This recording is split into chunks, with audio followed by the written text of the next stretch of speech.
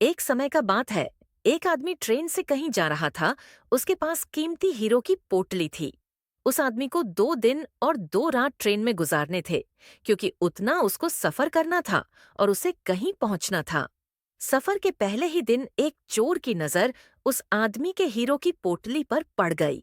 अब चोर ने दिमाग लगाया और एक बड़ा सा बैग लेकर उसे आदमी के पास जाकर बैठ गया और उस आदमी से मीठी मीठी बातें करने लगा। चोर ने सोचा कि रात में जब सब सो जाएंगे तो मैं चुपके से उठकर उन हीरे को चुरा लूंगा। यह सोचकर चोर बड़ा ही खुश होने लगा। जब शाम का वक्त हुआ, 7 या 8 बज रहे थे, तब चोर सो गया, क्योंकि उसे रात में जागना था और हीरे चुराने थे। इसीलिए वो जल्दी से सो गया।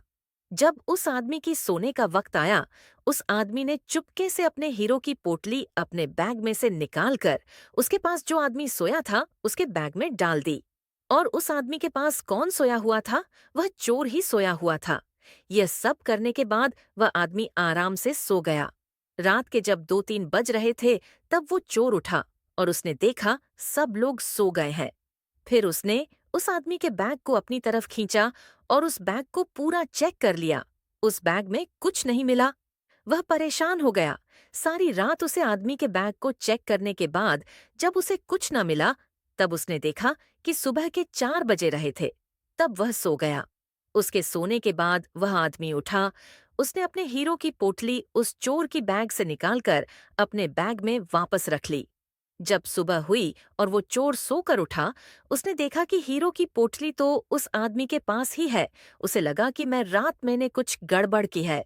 शायद उस आदमी के बैग को अच्छे से चेक नहीं किया। उसने फिर से प्लान बनाया कि इस रात बैग को अच्छे से चेक करना पड़ेगा। वह चोर फिर से शाम होती ही 7 बजे जल्दी से सो गया और उस आदमी ने फिर से अपने हीरो की पोटली को अपने बैग से निकालकर उस चोर के बैग में डाल दी। चोर रात में फिर से उठा, उस आदमी के बैग को खींचा, फिर से ढूंढने लगा, लेकिन हीरे नहीं मिले। वह परेशान होकर फिर से सो गया। वह आदमी सुबह के 5 बजे उठा, अपनी हीरो की पोटली चोर की बैग से निकलकर अपने बैग में वापस डाल दिया। जब सुबह हुई, स्टेशन आया। वह आदमी स्टेशन पर उतरा तो चोर उसके पास आकर कहने लगा, मैं जिंदगी में कभी चोरी नहीं करूंगा, बस मुझे इतना बता दो कि हीरो की पोटली रखी कहाँ थी। उस आदमी ने कहा, अरे मूर्ख, तू अपना सुख दूसरों की तरफ ढूंढ रहा था। अगर तू खुद के अंदर जाता तो तुझे सुख जरूर मिलता। अगर तू अपने गिरेबान में झांकता तो तुझे पता चलता कि तू चोर नहीं, मालिक था।